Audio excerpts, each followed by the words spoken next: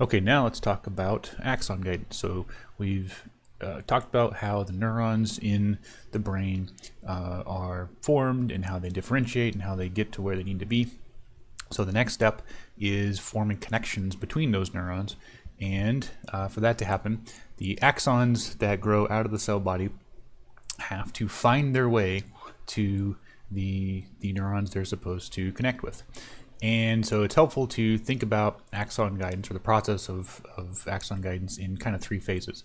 The first we'll call pathway selection, which means basically, most axons, and we're generally talking about axons that have to travel a long distance, and that's true of most axons. Some axons don't have to go very far to find their targets, but here we're talking about axons that may have to go from one part of the brain to another, or perhaps in this case, axons coming from the retina going to the thalamus.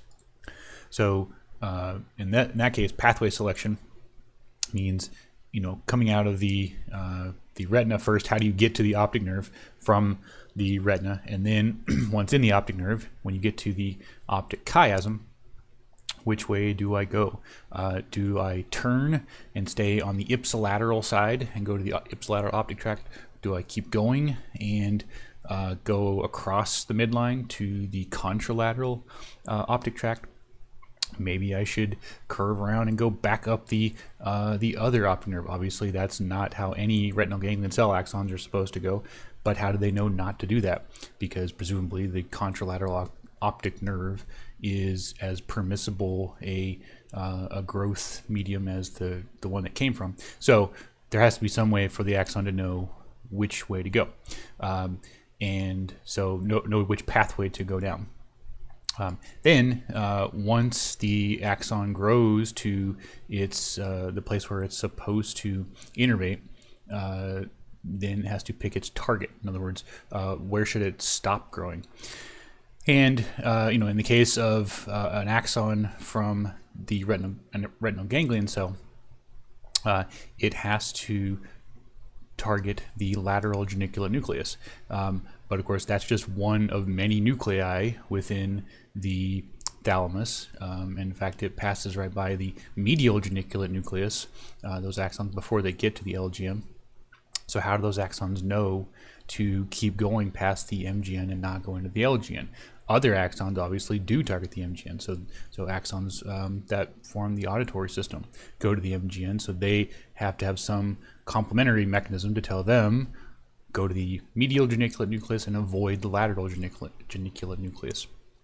And then finally, once you get to your target, you have to know where within that target should I stop growing and start forming synapses. This is called address selection. So in the case, again, of the axons from the retinal ganglion cells, they target the lateral geniculate nucleus, but they have to target a particular layer of the LGN. So if they're parvocellular or P-type retinal ganglion cells, they project to the parvocellular layers, which means one of the layers 3 through 6, and they have to make sure they're in a layer that corresponds, in this case, if it's coming from the contralateral side, one of the appropriate layers that gets input from the contralateral eye. So again, how do they know to do that? How do they know to avoid certain layers and target others, and then form synapses in the correct layer? A good analogy is trying to find your way through a map. So let's say you need to get from let's say Tulsa, Oklahoma to the OSSM campus in Oklahoma City. So again, your first question, if you're going to figure out how to get there, is what pathway do I take? Meaning, which highway do I get on? So hopefully you get on the Kilpatrick Turnpike, going southwest, and not going to heading to Kansas or Arkansas, and then you head that way until you get to so you're on the right pathway, but then you know where to get off the highway. So that's your target selection. So once you get to Oklahoma City, you would know to stay on the highway until make your way to Broadway Extension, and then make sure you get off at 10th Street as opposed to 6th Street or or some other exit. That's your target selection. And then once you're on the right road, once you're at the within the neighborhood of the place you want to get to, you need to know which address you're trying to find to stop at. So that would say, okay, I need to look for the entrance to the OSSM campus, and not say to the bank or to the Blood Institute or whatever else is nearby. So this is pretty much the same kind of decision that these axons have to make. But obviously, axons don't have Google Maps, so they have to have some other mechanism to sense their environment and then to know how to respond to signals. And most of those decisions happen in a structure called the growth cone. So the end of a growing axon, which before an axon really forms a full axon, it's called a neurite. So the neurite is the structure that grows out of the cell body, and eventually will become the axon. So at this point, it's not really an axon because it doesn't have voltage-gated sodium channels, or it's not myelinated. It's not really acting like an axon yet, but it will eventually become the axon. So the neurite is the growing structure that comes out of the cell body, and the end of the neurite forms this big structure called the growth cone. So this whole thing here is the growth cone, and it's got this kind of characteristic shape to it. So the microtubules form the main structural component of the neurite, and those extend all the way out into the growth cone. And as those microtubules grow, they make the neurite longer. Also, the growth cone is packed with vesicles that are bringing new cellular material, including what will eventually become neurotransmitters, into the growth cone, and mitochondria, of course, to provide energy, because this growth requires a lot of energy. New proteins, new pieces of cell membrane, and so on.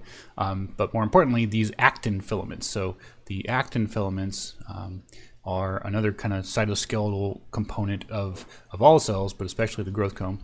And they are these long filamental proteins that grow and retract or polymerize and depolymerize the same way that microtubules do. And as they do so, they form these temporary structures, these long finger-like projections called filopodia, and then these kind of flat web-like projections called lamellipodia. And those little projections extend and retract, again, through the mechanism or through the growth of these actin filaments. And as they do so, they push out on the membrane. And as they extend, there are, as we'll see, there are receptors on the membrane of these filopodia and lamellipodia. And some of those receptors either detect guidance cues in the extracellular medium, which we'll talk about in a second, or they bind to some component of the extracellular matrix. So like over here, this is just an example. An example of a receptor on the growing axon that would do this is something called integrin. So integrin is a protein in the membrane of some neurites, and it binds to a protein in the extracellular matrix called laminin. And so if there's laminin present and the axon has integrin proteins on it, then they will bind to the laminin, and that sort of helps the axon sort of grab on to the extracellular matrix. So when that happens, when one of these filopodia extends, if it binds to something in the extracellular matrix that it can hold on to, then when those actin filaments retract, the membrane will not retract. So the actin filaments inside retract, the membrane stays. And so the effect of that is, instead of the filopodia retracting, the growth cone is pulled forward. So essentially, this mechanism is how the axon actually holds on to the extracellular matrix. You can think of it like a rock climber.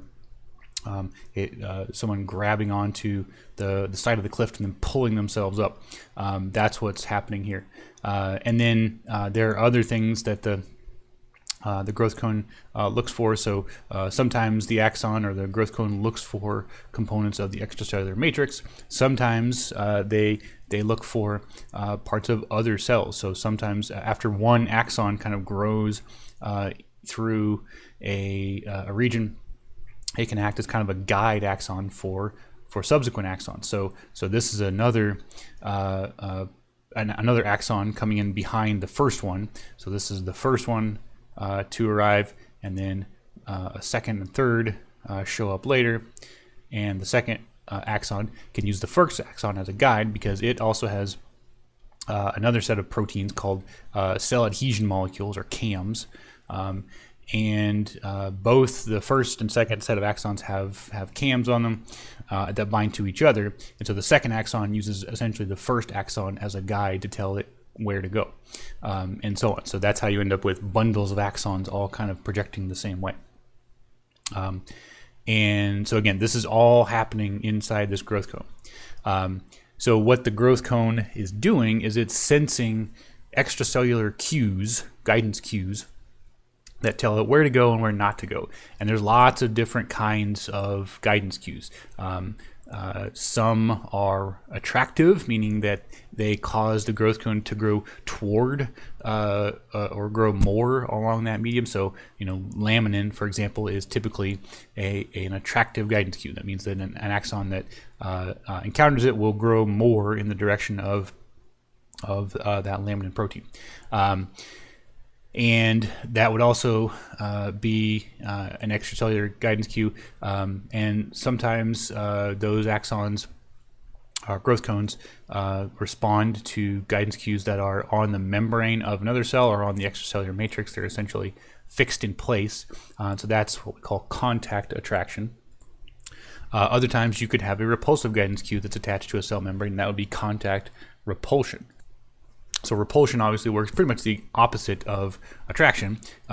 When a Phylopodia encounters a repulsive guidance cue, that cue is going to be, again, some sort of protein that activates some sort of receptor, and that receptor, when activated, would trigger the depolymerization of the actin without any corresponding binding to the extracellular matrix, and so the whole thing would retract.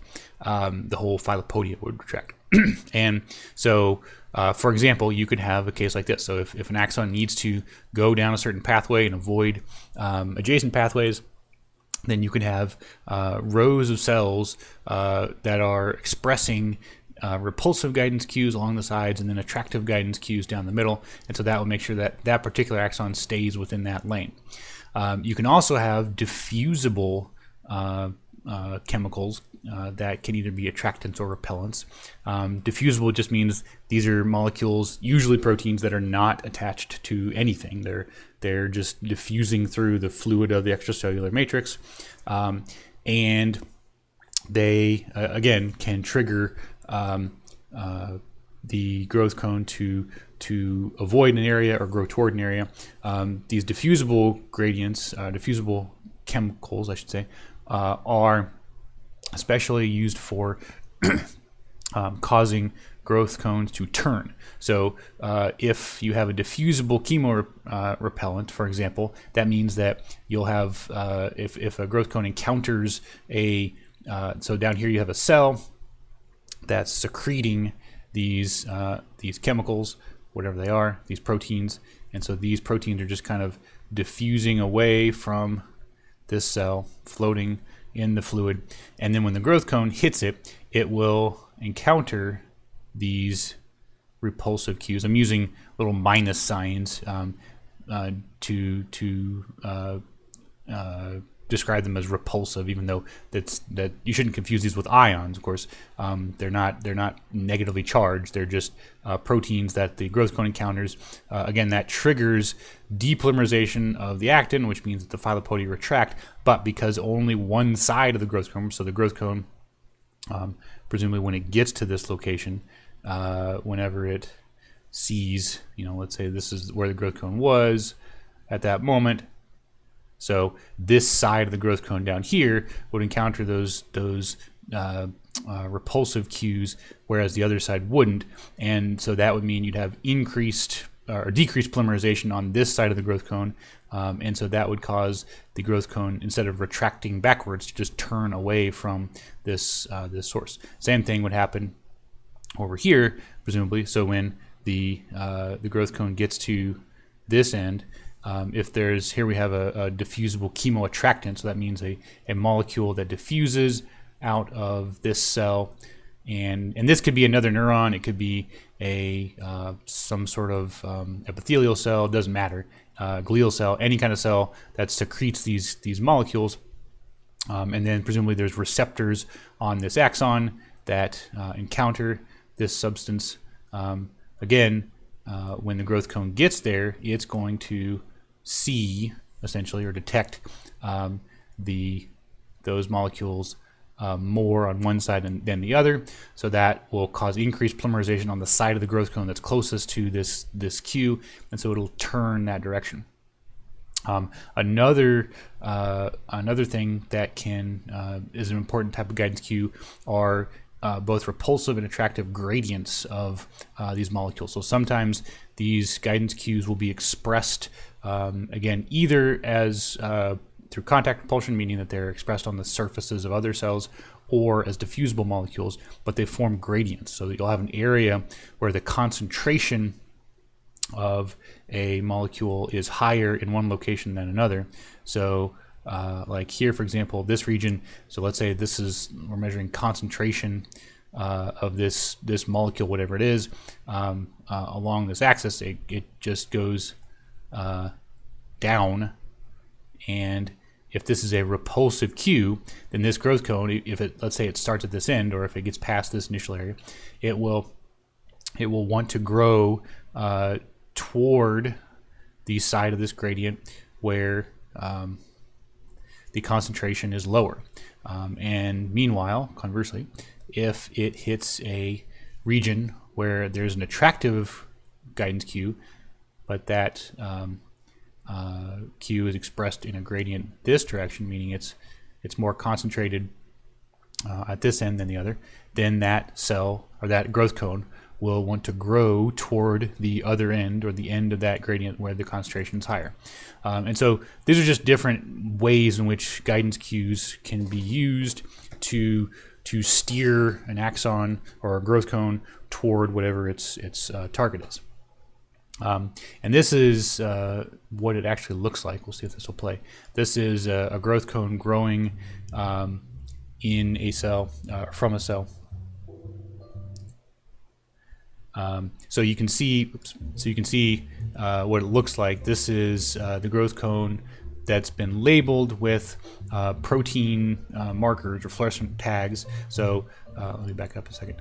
So the red is the actin filaments, the green are the microtubules, and so the red is, again, what fills these filopodia and lamellipodia. And the idea is these growth cones extend and retract, so you can kind of see that happening here. This is the growth cone, this is the neurite, and obviously this is sped up quite a bit, but you can see the little finger-like filopodia extending and retracting over and over again, and the neurite kind of growing outward as it does so. And you can even see, if we back up, you can even see the stuff moving down the neurite, so new vesicles and such. So here what they've done is they've soaked this bead here in a protein called nerve growth factor. This is an example, one of many attractive guidance cues. And so this bead is creating essentially a gradient of nerve growth factor away from that bead. And so what you should hopefully see is this growth cone kind of turn toward it. So you can see it kind of growing as best it can toward that bead. And then here, this is a repulsive guidance cue, a protein called chondroitin sulfate. And so presumably the repulsive cue is somewhere up here, so it's turning away from that. And now here, it's when it crosses this line, it's going to encounter a new medium. And so as soon as it touches that, it starts growing faster, because presumably that's a more permissive substrate. Here, this is another repulsive cue, so again, it's turning away to avoid this bead, which has been placed in its way.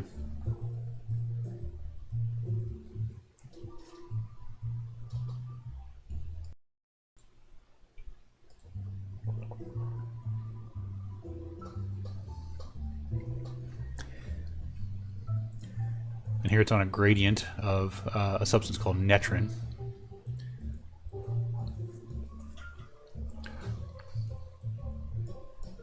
Now here they've labeled the actin itself. So the actin is kind of glowing, and so what you can see is it kind of it looks like it's sort of flowing backwards into the core of the growth cone, and what that means is that the polymerization at the leading edge causes the growth cone, or causes the actin filaments to move backwards, unless it's kind of attached to the substrate, which causes the growth cone to be pulled forwards. So all the way out here at the tips of these filopodia, you have polymerization of actin, but then as they're polymerized, they're also sort of being pulled back into the core. That's why it sort of looks like there's a sort of backwards motion towards the center. Now they've labeled both actin and the microtubule ends. And again, you can see the microtubules kind of extending into the core. So what you'll actually see is the microtubules look like they're growing out into the growth cone, because they are. The microtubules are growing. That's what causes the neurite to extend. And then the actin filaments, again, kind of feeling outward, growing, and then retracting. And again, you can see kind of more material also flowing into the growth cone from the neurite.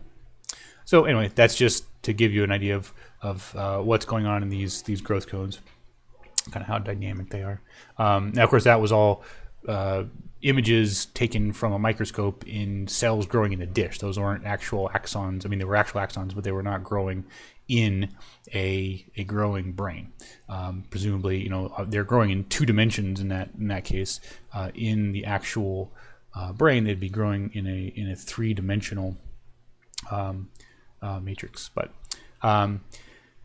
so again, we'll just go through some actual examples of how these decisions get made. Again, every axon has a different set of choices to make and a different set of mechanisms that they use to make those choices. So these are just examples that have been particularly well studied, and so we kind of know, we have a good idea of how they happen.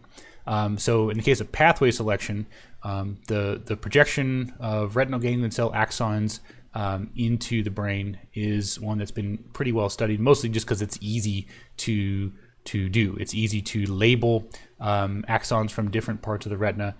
You can put dyes in the growing retina, either on the nasal or temporal side or whatever, and then watch those axons or take pictures of them as they grow through the brain.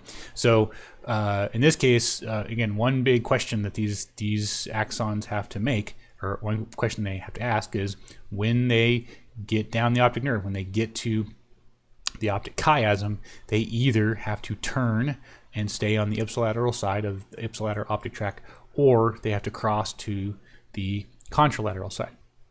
And so it turns out there's a whole bunch of different factors that determine that.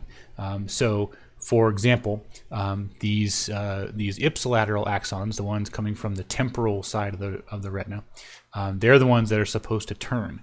And you can look down here. These are all these down here are receptors that are expressed by the retinal ganglion cells. So these are names of proteins that are expressed by these cells.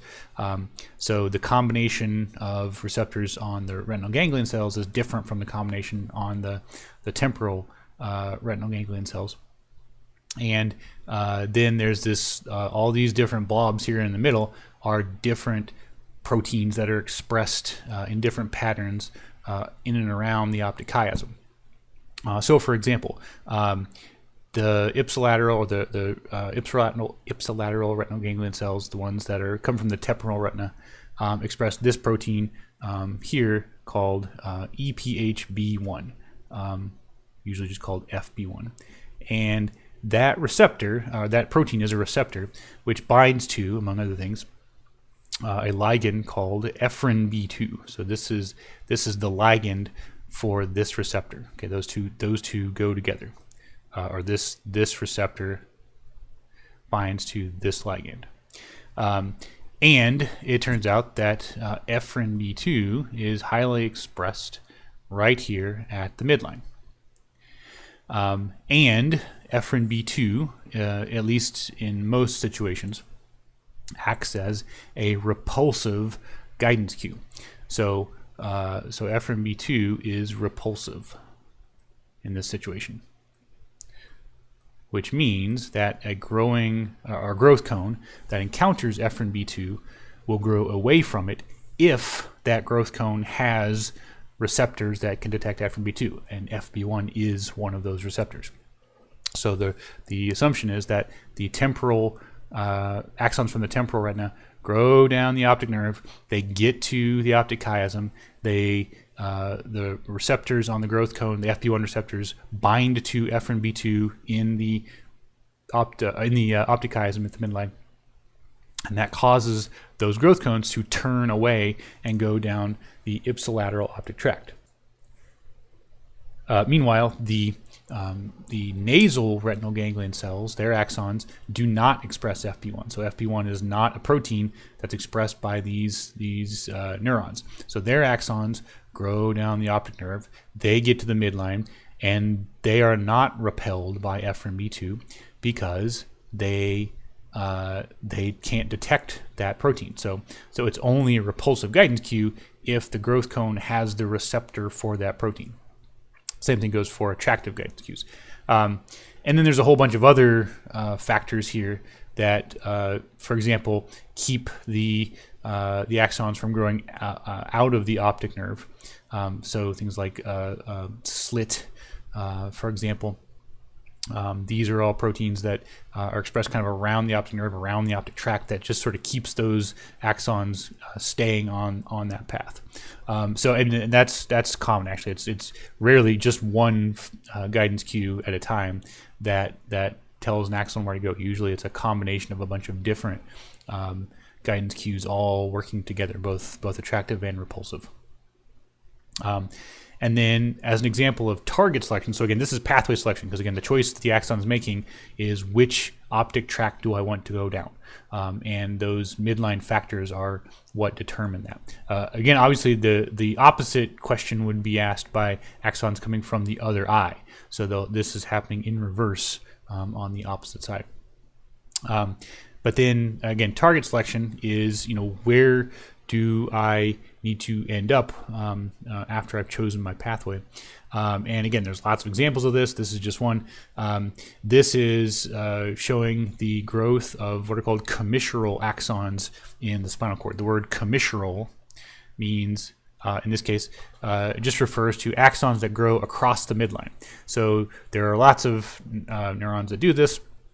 Many in the spinal cord. These neurons are pretty important for a lot of spinal circuits. So we talked about spinal reflexes before. That involves, in many cases, neurons that have axons that go from one side of the spinal cord to the other.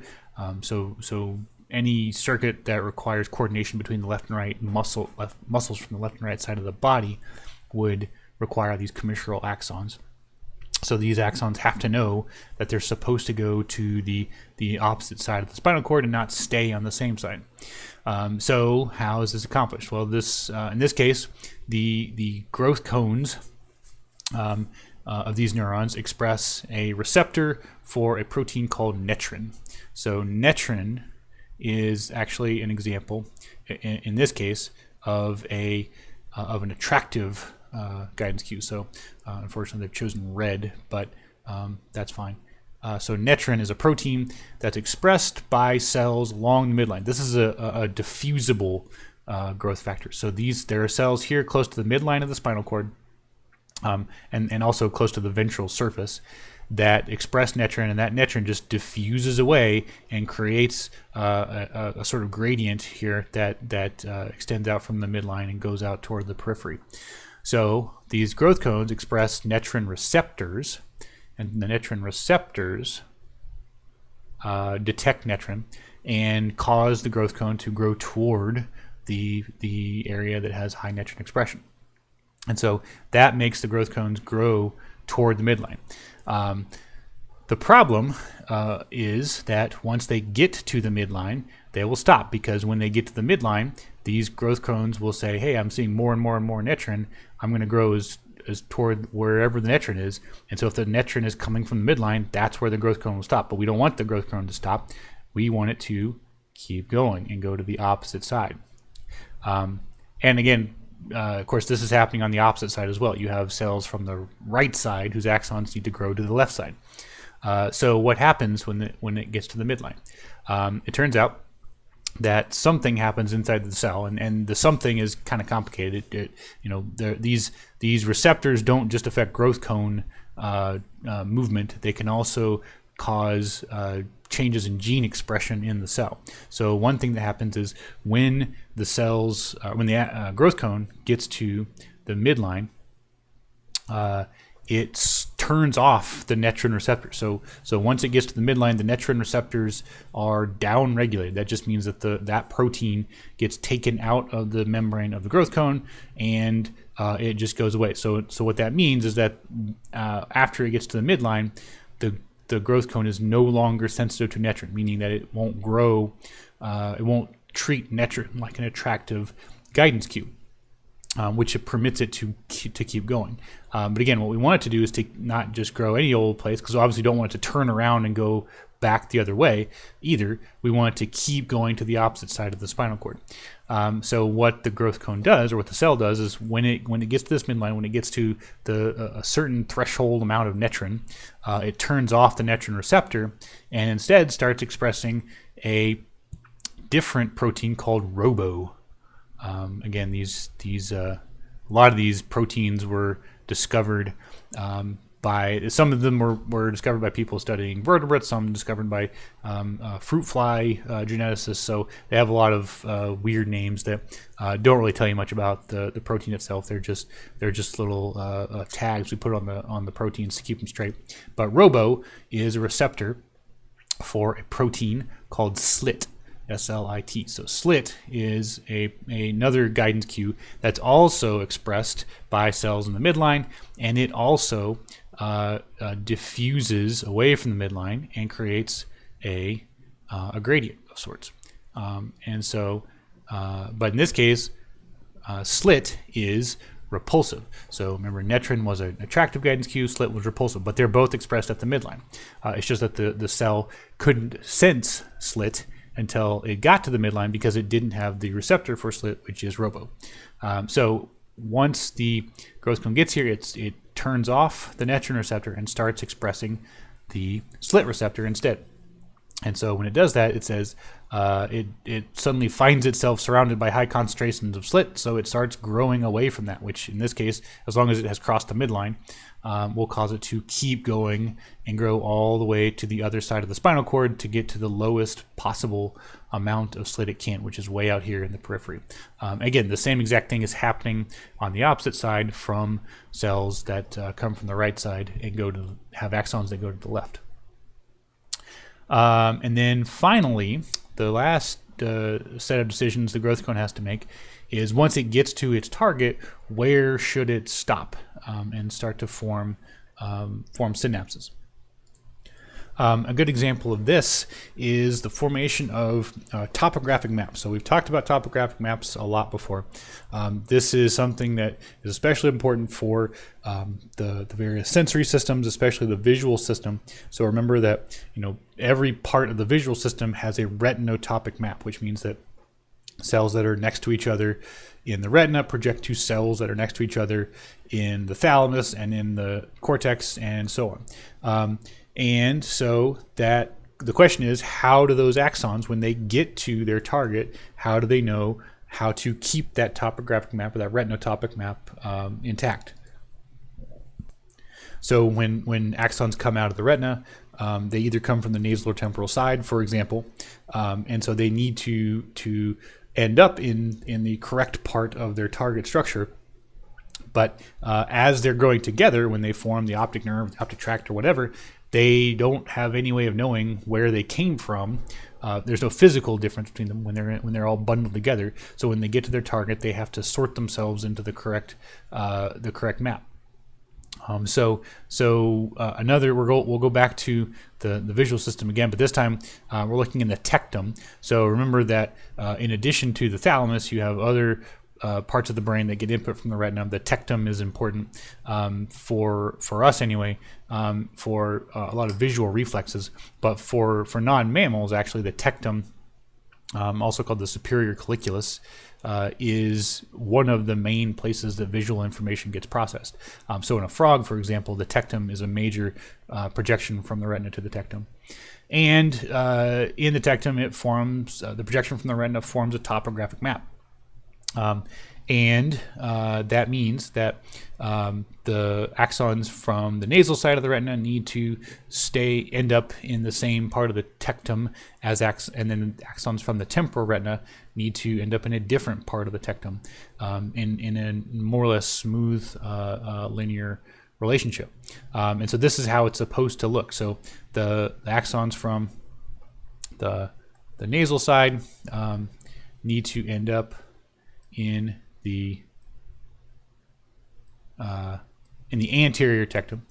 So I'm sorry, posterior.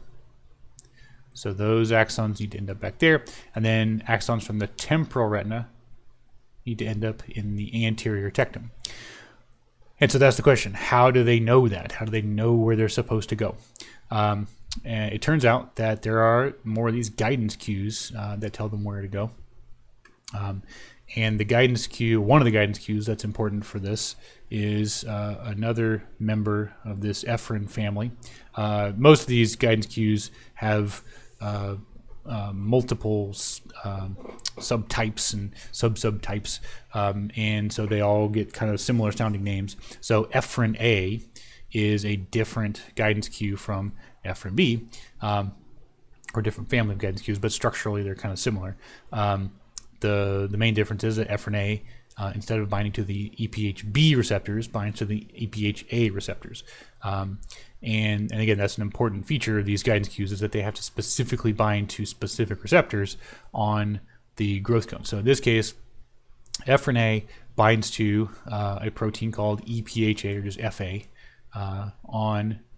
which is expressed on the growth cone of the retinal ganglion cell axons.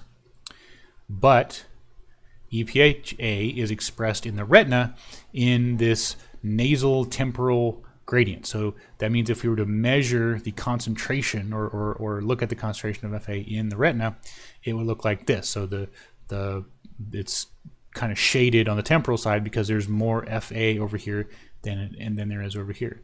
So if we were to draw or graph the concentration as a function of distance across the retina from the nasal to temporal side, it would look like this.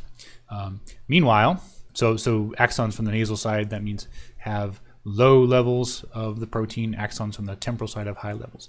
Meanwhile, in the tectum, efferent A, there's the ligand, the thing that the FA detects, is expressed in a gradient from anterior to posterior. So cells in the posterior tectum express more efferent A than cells in the anterior tectum. So again, if we were to graph concentration versus position along the tectum from anterior to posterior, it would look like this. So what's happening, presumably, is the cells in the nasal retina have axons that grow into the tectum, and they have very low levels of this FA protein, which means their sensitivity to the efferent A is very low. So that means they will happily grow all the way through the tectum, or all the way past these levels, these cells that have efferent A, until they get all the way to the posterior end, where they will eventually stop.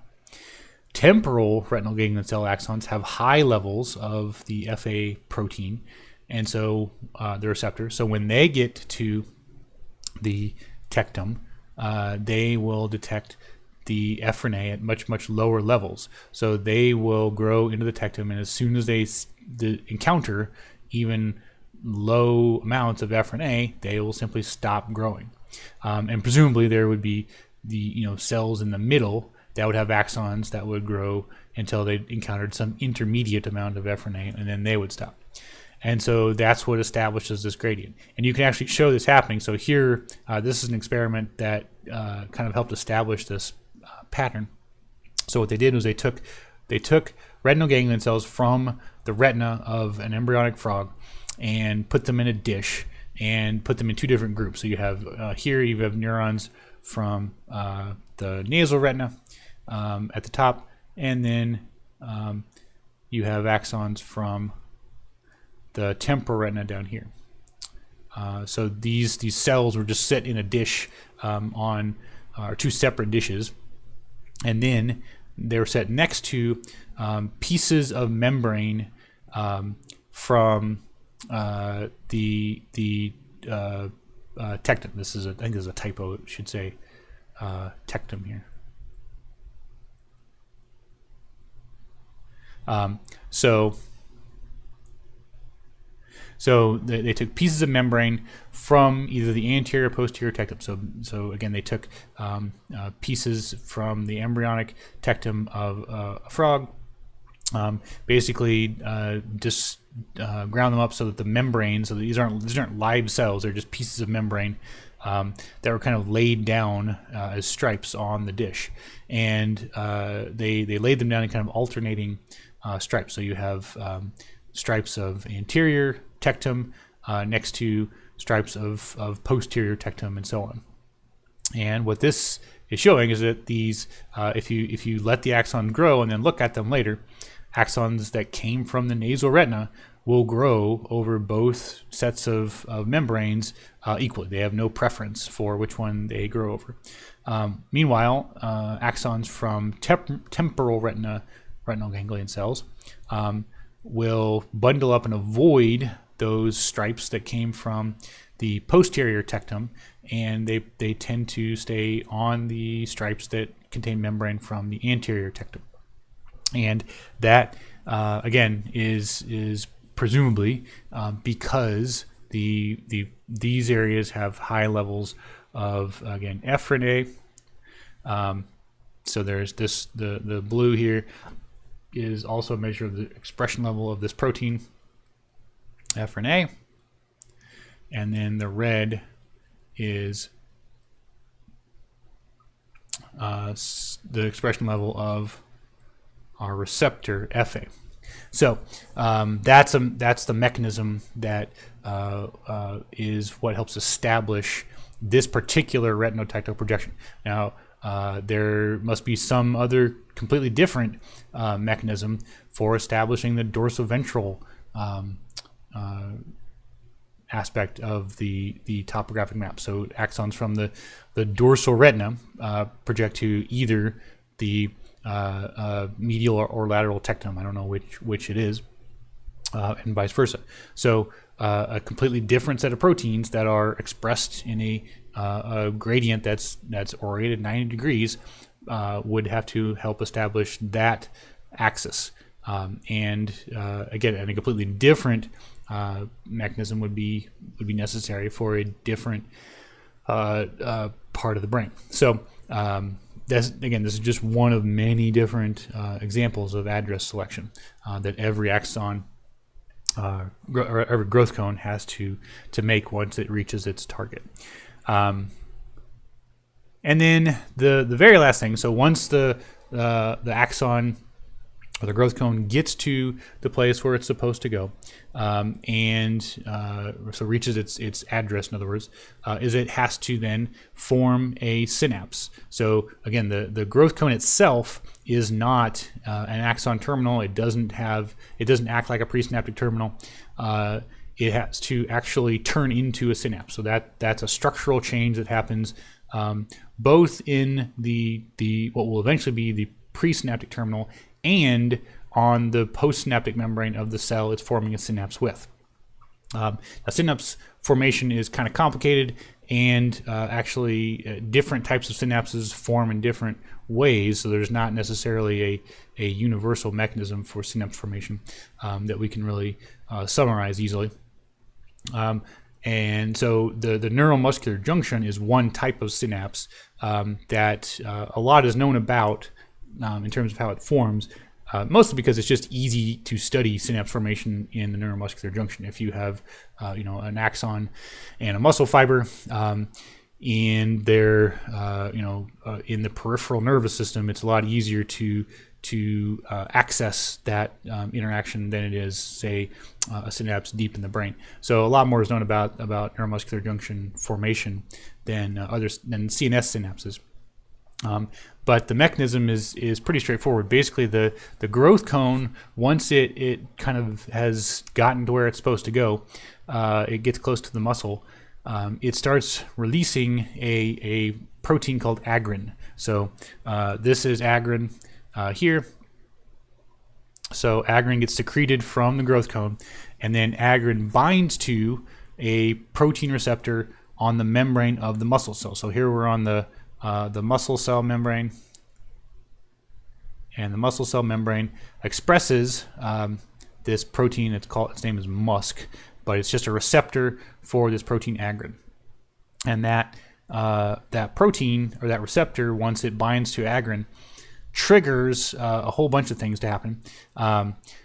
There's another protein called rhabsin, which is just an intracellular signaling molecule that triggers the among other things, the aggregation of acetylcholine receptors, because of course that is the what defines the postsynaptic membrane of a neuromuscular junction, is the presence of those acetylcholine receptors. Those are the receptors that are going to detect acetylcholine when it's released by the growth cone, or by the axon terminal. So this is, of course, a motor neuron which came out of the spinal cord, or its axon came out of the spinal cord.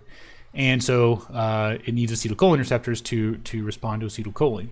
And so these acetylcholine receptors, which were already in the membrane to some extent, are triggered to aggregate. So there's some other intracellular mechanism that causes parts of the cytoskeleton to bring these proteins into this big cluster, and that's going to allow at least the postsynaptic side of this membrane to act as a synapse. So it allows it to respond to acetylcholine. So it's just a specialization that has to occur on that side. Like I said, in the central nervous system, it's more complicated, mostly because there's a lot more types of synapses. There's only really one type of neuromuscular junction. Pretty much every neuromuscular junction is basically the same as every other one. But in the CNS, as we've learned, there's lots of types of synapses. You have excitatory and inhibitory. Synapses can form between axons and dendrites, between axons and cell bodies. And some dendrites have spines, some don't. So there's a lot more diversity, and so there's a lot more mechanisms for synapse formation. One thing about at least some synapses in the central nervous system are that makes it different from synapse formation in the neuromuscular junction is that in the CNS, in some cases, synapse formation is actually triggered by a postsynaptic signal. So here in the neuromuscular junction, the motor neuron, the presynaptic fiber, is what causes triggers the formation of the synapse. So it's a signal from the presynaptic terminal. The postsynaptic membrane is more of a passive participant. It just waits for the motor neuron to get there, or the axon to get there, and then it goes through its process of forming a synapse. But in some CNS synapses, it's actually the postsynaptic membrane that can trigger synapse formation. So as you have a growing axon coming into a part of the brain where there's a synapse is going to form, the dendrites actually have these little their own filopodia. So remember, the growing axon, the growth cone, has filopodia that it uses to grow through the extracellular matrix and find its way. But dendrites also have filopodia. They grow the same way axons do. They just don't grow as far. But then they also have little filopodia along their shaft. So this is not the growth cone of the dendrite. This is just part of the dendritic shaft. And these little filopodia just sort of periodically extend and retract from the shaft.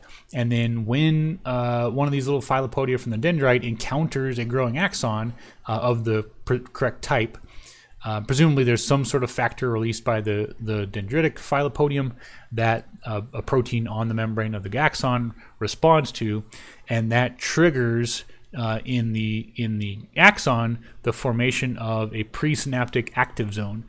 So this, remember, is the part of the presynaptic terminal where synaptic vesicles cluster and the whole synaptic release mechanism assembles. And then after that, presumably maybe perhaps in response to neurotransmitter release or some other factor release from the presynaptic terminal, the dendrite or the filopodium from the dendrite starts to express the receptors for the neurotransmitter plus other postsynaptic elements, specialized proteins that are found in the postsynaptic part of the membrane. And now this little filopodium has transformed into a dendritic spine, where now it's created this new synapse. So again, that's just a generic mechanism for this one type of synapse. Presumably other synapses form through other similar mechanisms. All right, so we will stop there, and then next time we'll go through some of the fine-tuning steps that happen in brain development.